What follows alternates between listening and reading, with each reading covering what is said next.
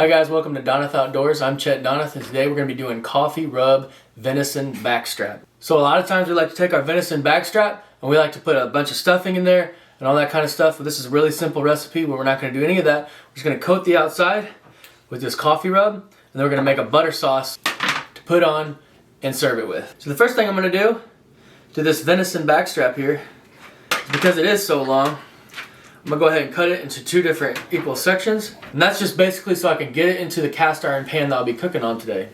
This is a Traeger Coffee Rub. I'm going to be spreading this liberally over both sides, all over the outside. And I'm going to let this marinate in the fridge for 1 day. You don't have to let it marinate for that long, but you want to give it at least an hour or two to let a lot of those flavors settle into the meat. So after I get a good coating, I'm just going to continue to get it rubbed in on all different sides so it's completely coated.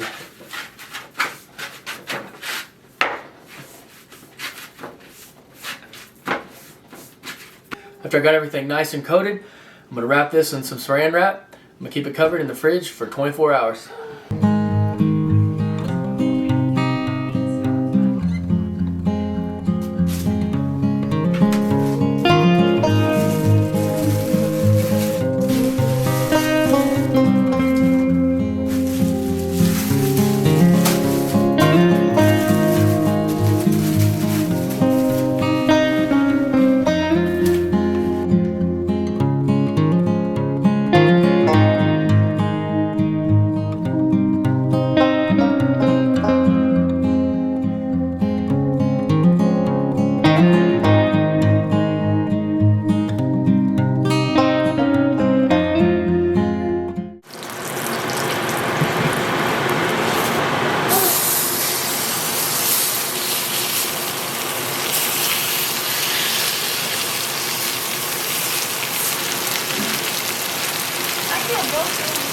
Hey guys, staring up my bacon while still freezing, and I can't wait to take a bite into it.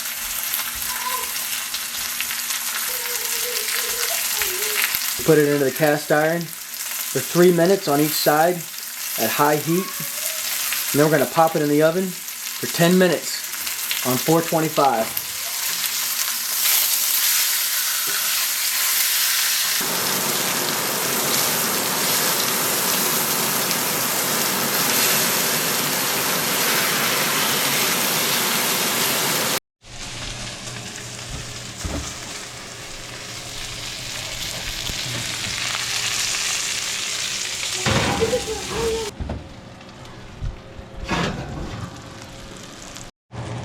I'm just going to cover this with aluminum foil and then wait, let it rest for 10 minutes, and we'll be ready to slice.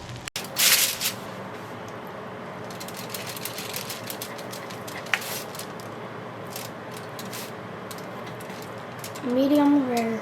Perfect. So in order to make my sauce, I'm just going to turn it on simmer here. I'm going to use the pan drippings from the same pan. I've got my loin all wrapped up in aluminum foil. I'm going to add a little bit more butter, add a little bit of garlic salt, some Worcestershire sauce, Worcestershire sauce, and then just a tad bit of bourbon.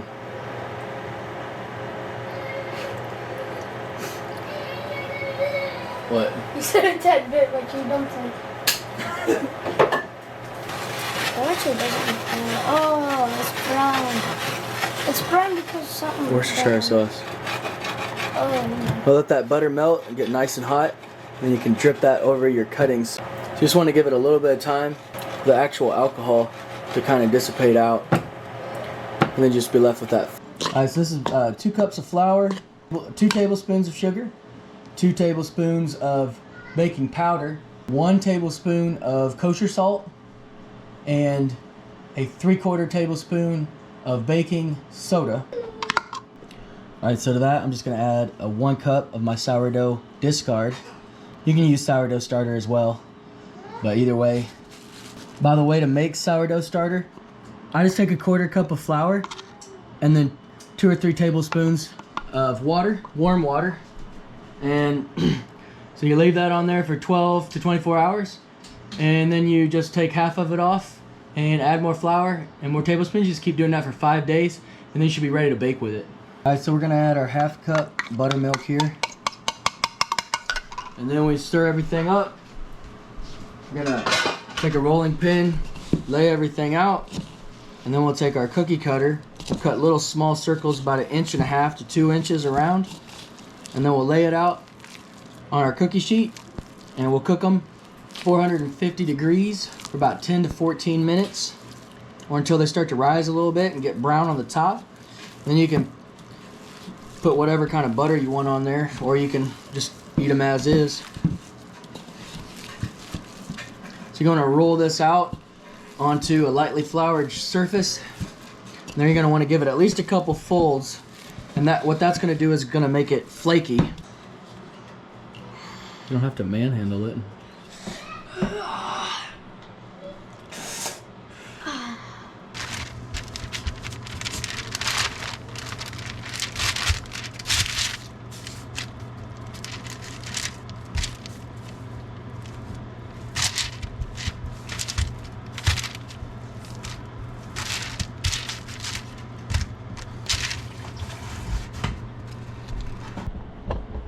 You set them over here.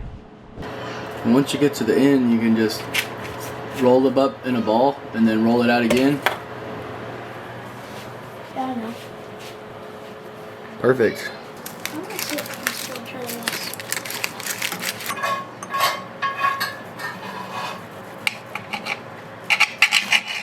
this. So it's a little bit more well done than I like it, but since my kids are going to be eating this as well, it's a little bit more well done. They don't like it quite as red, but of course, obviously. So I put this in the oven for 10 minutes. I cooked it 3 minutes on each side on high heat. So if you want it a little bit more rare than this, then just put it in the oven for a little bit less time.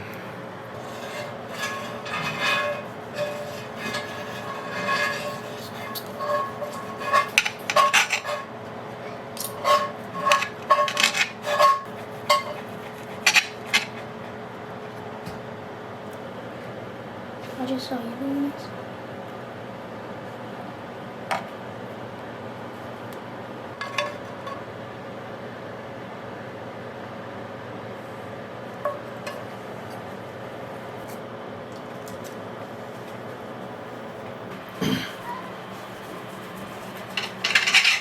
Oh, that's old.